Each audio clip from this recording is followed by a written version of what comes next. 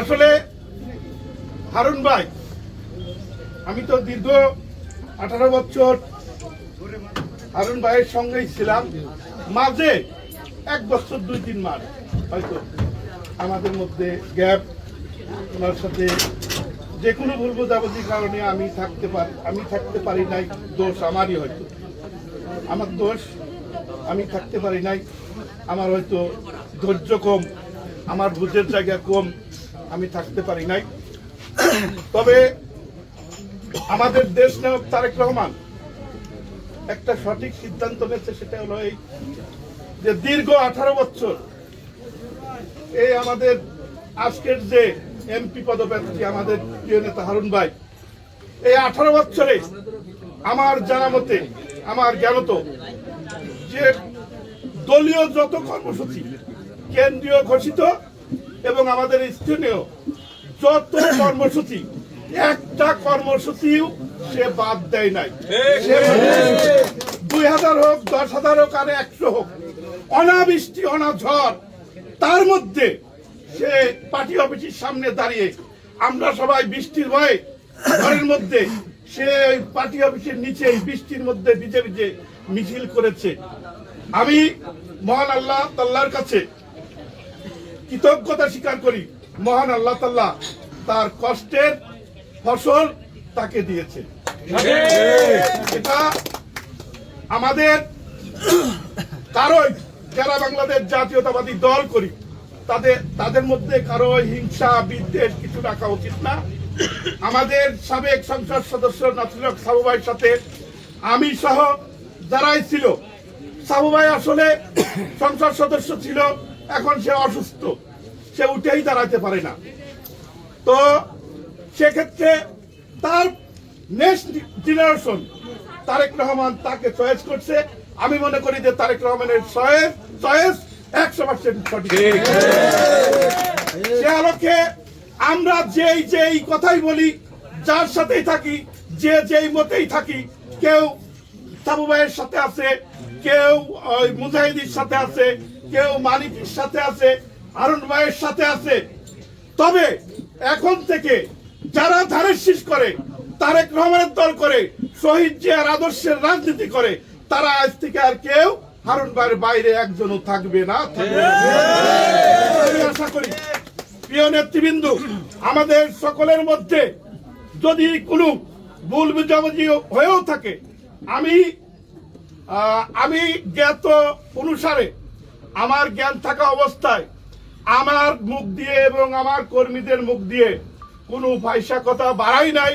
তারপরেও যদি বলে থাকি, সেটা আজকে হারুন ভাই এখানে আছেন, শওকত ভাই আছেন, আমার ভুল হতেই পারে।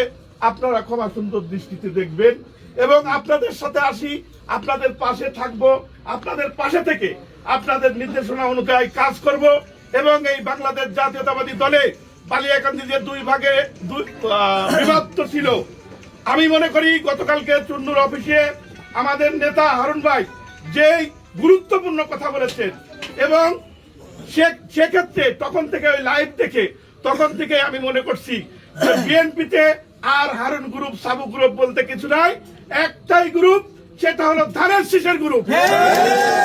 ধানের শীষকে বিজয় করতে হবে, হারুনের রশিদ হারুনকে এমপি বানাতে হবে, সংসদে পাঠাতে হবে এবং তারেক জিয়াকে এই রাজবাড়ির 2 আসন উপহার দিতে হবে। সকলকে ঐক্যবদ্ধ থেকে হারুন ভাইয়ের জন্য কাজ করার জন্য উদাত্ত আহ্বান জানিয়ে, এবং আমাদের মা দেশনেত্রী, মাদার অব ডেমোক্রেসি, দেশ নেত্রী বেগম খালেদা জিয়া 3 বারের প্রধানমন্ত্রী, খুবই অসুস্থ, নিবিড় পর্যবেক্ষণে এবার কেয়ার হাসপাতালে আছেন।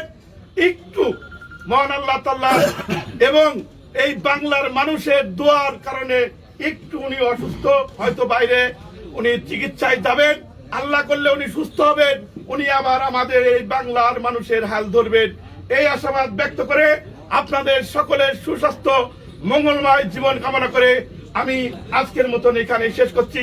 আল্লাহ হাফেজ। বাংলাদেশ জিন্দাবাদ, শহীদ জিয়া অমর হোক, বেগম খালেদা জিয়া জিন্দাবাদ, আগামীর বাংলাদেশ দেশ নায়ক তারেক রহমান জিন্দাবাদ, জিন্দাবাদ, জিন্দাবাদ। সকলকে অসংখ্য ধন্যবাদ। আসসালামু আলাইকুম। আমরা ইতিমধ্যে জেনেছি যে আমাদের প্রিয় নেত্রী, আমাদের দেশনেত্রী বেগম খালেদা জিয়া, আমাদের গণতন্ত্র, স্বাধীনতা, সার্বভৌমত্বের মূর্ত প্রতীক বেগম খালেদা জিয়া গুরুতর অসুস্থ হয়ে এভার কেয়ার হাসপাতালে চিকিৎসাধীন আছে। আমাদের আসলে বেগম খালেদা জিয়া অসুস্থ হওয়ার পরে আমাদের কাছে কিন্তু মনে হয় পুরো দেশটাই কিন্তু অসুস্থতার ভিতর দিয়ে যাচ্ছে। আমরা ম্যাডাম খালেদা জিয়ার অসুস্থতার পর থেকে একেবারে সবকিছু কেন যেন একেবারে স্থবির হয়ে আছে।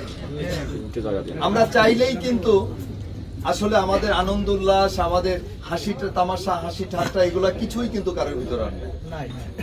কেননা এই প্রিয় নেত্রী এদেশের মানুষের জন্য যেটা করেছে এটা ইতিহাসে কিন্তু বিরল।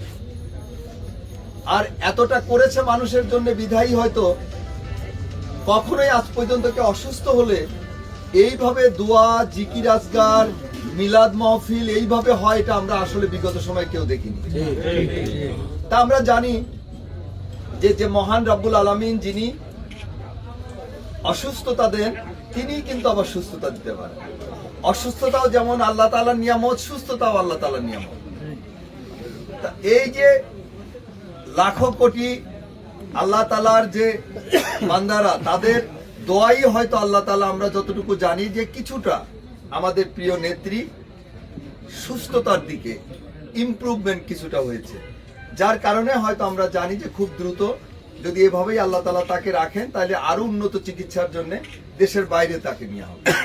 তা আমরা জানি যে একটা অবাধ, সুষ্ঠু, নিরপেক্ষ নির্বাচনের জন্য ফ্যাসিস্ট মুক্ত বাংলাদেশে দীর্ঘ আন্দোলন সংগ্রামের মধ্য দিয়ে যখন হাসিনা বাংলাদেশ থেকে পালিয়ে গেছে, এরপরে হাসিনা মুক্ত বাংলাদেশ করতে যে যত শক্তি ছিল তাদের অকুণ্ঠ সমর্থনে যখন বর্তমান অন্তর্বর্তী সরকার দেশ পরিচালনা করছে এবং পাশাপাশি তাদের প্রথম এবং প্রধান যে কাজটা একটা অবাধ, সুষ্ঠু, নিরপেক্ষ নির্বাচনের আয়োজন করা, আমরা জানি যে সেই নির্বাচনের আয়োজনের লক্ষ্যে ইতিমধ্যে তারা জোরে সোরে কিন্তু কাজ শুরু করছে এবং আমরা জানি যে আগামী বছরের ফেব্রুয়ারির প্রথমার্ধে দেশে একটা অবাধ, সুষ্ঠু, নিরপেক্ষ নির্বাচন হবে। আমরা জানি যে সেই নির্বাচনের অংশ হিসাবে বাংলাদেশের সবচেয়ে বড় দল, বাংলাদেশের জনপ্রিয় দল বিএনপি সেই নির্বাচনের প্রস্তুতির অংশ হিসাবে ইতিমধ্যে কিন্তু আমরা জানি যে 272 জন প্রার্থী তারা বিভিন্ন জায়গায় 272টা আসনে কিন্তু প্রার্থী ঘোষণা করেছে, আমাদের ধানের শীষের মনোনীত প্রার্থী। এরকম একটা দুই ধাপে আমরা জানি যে নভেম্বরের 3 তারিখে আর ডিসেম্বরের 4 তারিখে গতকালকে দুই ভাগে এরকম আমাদের মনোনয়ন বিভিন্ন জায়গায় দেওয়া হয়েছে। আমরা যদিও ম্যাডাম অসুস্থ হয়েছে এই কারণেই না, আমরা আসলে একটু চিরচারিত প্রথা আমরা একটু ভাঙতে চাই যে কিছু একটা হলে, আনন্দের কোনো খবর পেলে, সুখবর পেলেই আমরা হই হুল্লা করি, আমরা মিষ্টি খাই, আমরা মোটরসাইকেল শোডাউন করি, আমরা রং ছিটাই। এইগুলা থেকে আমরা, আমাদের আগেই কমিটমেন্ট ছিল যে আমরা এইগুলা থেকে বিরত থাকবো। এবং আমরা জানি যে এর আগে আমাদের প্রিয় নেতা যখন মনোনয়ন প্রত্যাশী সারা দেশ থেকে সবাইকে আহ্বান করেছিল গুলশান অফিসে, তখন কিন্তু এই কথাগুলো উনি বলেছিল যে এইগুলা করা যাবে না। আপনারা কিসের মিষ্টি খান? আপনারা কি এমপি হয়ে গেছেন নাকি? আপনারা কিছু শুনলেই আপনি অবশ্যই যদি অ্যাকুরেট কোনো ভালো মেসেজ পান, আপনারা আলহামদুলিল্লাহ লিখতেই পারেন, কিছু একটা পাওয়ার জন্য ইনশাল্লাহ লিখতেই পারেন। কিন্তু আপনারা যখন তখন যার যেটা চাচ্ছে, আপনি এখানে আমি অনেকের মনোনয়নের প্রত্যাশী বিধায় তাদেরকে ডেকেছি, এর বাইরেও অনেকে আছে, দেখা যাচ্ছে বাইরে যেই কার্ডটা ছবিতে ছেড়ে দিয়ে, ফেসবুকে ছেড়ে দিয়ে বলে দিল আলহামদুলিল্লাহ। উনি এগুলোর ব্যাপারে কিন্তু উনি বলেছিল যে আমাদের একটু সতর্কতার সাথে চলতে হবে। এবার যারা আমরা ফ্যাসিস্ট মুক্ত বাংলাদেশে বিগত যে কোনো সময়ের তুলনায়, যেহেতু 17 বছর এদেশের মানুষের কোনো ভোট দেওয়ার অধিকার ছিল না, ভোটের অধিকার কেড়ে নেওয়া হয়েছিল, তাই একটা উৎসব মুখর পরিবেশে যখন আগামীতে নির্বাচন হবে, মানুষ যখন তার পছন্দের প্রার্থীকে ভোট দিতে পারবে, আমার পছন্দ যাকে হবে আমি তাকেই ভোট দিতে পারবো, এই পরিবেশটা যখন তৈরি হবে, তো তখন স্বভাবতই কিন্তু এবারের নির্বাচনের গুরুত্বটা কিন্তু একটা ভিন্ন মাত্রায় যোগ হবে। সঠিক। এবং নির্বাচন কিন্তু এত সহজ হবে না। জনগণের ভোট নিয়ে কিন্তু আপনাকে নির্বাচিত হতে হবে। ভোট আর আগের রাত্রে হবে না, আগের দিন 153 জন বিনা ভোটে নির্বাচিত হয়ে যাবে। কাজেই ভোট আমাদের মানুষের থেকে, জনগণের থেকে নিতে হলে মানুষের মন জয় করতে হবে। মানুষকে আমাদের আচার আচরণ দিয়ে কিন্তু আমাদের মানুষের আস্থা অর্জন করতে হবে, বিশ্বাস স্থাপন করতে হবে। তাহলেই কিন্তু জনগণ হয়তো আমাদের বাংলাদেশের জনপ্রিয় দল, সর্ববৃহৎ দল বিএনপিকে ভোট দিয়ে ইনশাল্লাহ রাষ্ট্র ক্ষমতায় আনবে। তা আমরা জানি যে শহীদ রাষ্ট্রপতি জিয়াউর রহমানের আদর্শের সংগঠন এবং আমাদের 18 কোটি মানুষের প্রাণের স্পন্দন, আমাদের পার্টির ভারপ্রাপ্ত চেয়ারম্যান, আমাদের আগামীর ভবিষ্যৎ, আগামীর বাংলাদেশ জনাব তারেক রহমান সাহেব, আপনারা জানেন যে কত চক্রান্ত ষড়যন্ত্রের ভিতর দিয়ে কিন্তু তাকে প্রতিনিয়ত কিন্তু মোকাবেলা করতে হচ্ছে। ইনশাল্লাহ আমরা জানি যে সারা বাংলাদেশের মানুষের দোয়া এবং সারা বাংলাদেশে এই যে আমাদের হাসিনা বিরোধী যত শক্তি ছিল সবার দোয়ায় ইনশাল্লাহ আমরা মনে করি যে কোনো চক্রান্ত ষড়যন্ত্র পরাভূত করে আগামী নির্বাচনে ধানের শীষ প্রতীক জনগণের ভোট নিয়ে আমাদের বিএনপি ইনশাল্লাহ রাষ্ট্র ক্ষমতায় যাবে।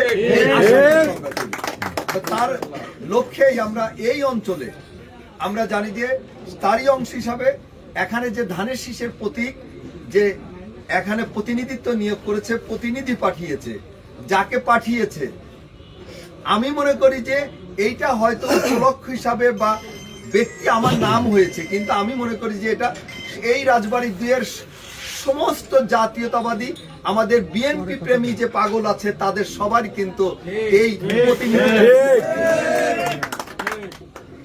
তাহলে আমাদের চলার পথে আমাদের বিল্লাল ভাই যেটা বললো, আমাদের সাবেক সদস্য সচিব, একেবারে ক্রুশিয়াল টাইমে, একেবারে যখন কেউ এই নামটা নিয়েও কিন্তু খুব একটা সাহস পেত না, সেই সময় কিন্তু আমাদের সর্বজনাব শ্রদ্ধেয় গোলাম শওকত সিরাজ এবং আমাদের মিজানুর রহমান বিল্লাল ভাই তারা কিভাবে 7টা ইউনিয়নে তারা কিন্তু ওয়ার্ড থেকে ইউনিয়ন পর্যায়ের কমিটিগুলা করে আমাদের উপজেলা সম্মেলন কিন্তু তারা করেছে।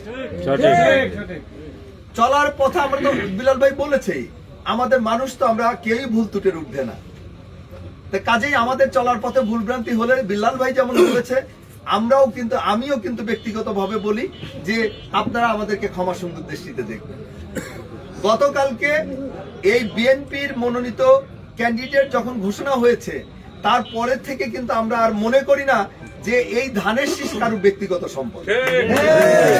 এই ধানের শীষটা আমাদের প্রত্যেকের, এই জাতীয়তাবাদী শক্তির, ইসলামী মূল্যবোধে বিশ্বাসী যারা আমরা প্রত্যেকের প্রতীক কিন্তু এই ধানের শীষ। আমরা আমাদের সিনিয়রদের কাছে আমরা উদাত্ত আহ্বান জানাবো যে আমাদের যারা মুরব্বী আছেন, আমাদের যারা সিনিয়র পার্সনরা আছেন, তারা বসে একটা প্ল্যান পরিকল্পনা করে আগামীতে প্রত্যেকের মর্যাদা অক্ষুণ্ণ রেখে, প্রত্যেকের সম্মান যেন ঠিক থাকে, এইটা ঠিক রেখে আমরা একটা কর্ম পরিকল্পনা করে ইনশাল্লাহ যদি আমরা আগাই, আমাদের বিশ্বাস যে ধানের শীষকে ইনশাল্লাহ আমরা অবশ্যই রাজবাড়ী 2 থেকে আমরা বিজয়ী করতে পারবো। আমি গতকালকেও আমাদের সাবেক সেক্রেটারি আমাদের চুন্নু ভাইয়ের অফিসে আমি কথা বলেছি, সেখানে আমাদের শ্রদ্ধেয় আমাদের আবুল হোসেন খান সাহেব, আমাদের বাচ্চু চেয়ারম্যান সাহেব, আমাদের ওহাব মন্ডল সাহেব, আমার নানা হয়, আমাদের মীর বাবু সাহেব, আমাদের যুব দলের মিজানুর রহমান, আমাদের কামরুল, আমি অনেকের সাথে কথা বলেছি।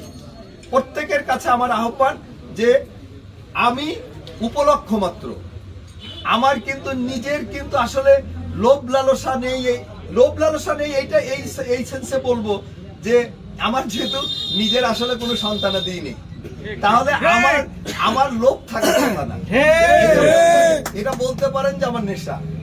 আল্লাহ যতক্ষণ পর্যন্ত আমাকে এই জায়গায় আপনার থাকার যদি তৌফিক দেন, আমি আপনাদেরকে নিয়েই আমার সবকিছু, আপনারাই আমার নেক্সট মানে ভবিষ্যৎ, আমার তো নেক্সট ভবিষ্যৎ বলতে আর কিছু নেই। তো এজন্য আমার মনে হয় যেন আমার সঙ্গে কারোর এতটুকু মানে বৈরিতা থাকার কথা না। আমি প্রত্যেককে বলেছি যে আমাদের চাহুনিতে কোন রকম যেন আমাদের, আমি যে একজন আরেকজনের সাথে আই কন্ট্যাক্ট করব, সেটা দিয়েও যেন কেউ না বুঝে যে আমি কাউকে ছোট করছি, আমি কাউকে ঠাট্টা করছি, আমি কাউকে তামাশা করছি, আমি কাউকে বিদ্রুপ করছি, এরকম কোনো আচরণ যেন আমাদের কোনো নেতা কর্মী কোনো মানে আমাদের এ পাশেরও কেউ না ও পাশেরও কেউ না, কেউ যেন আমরা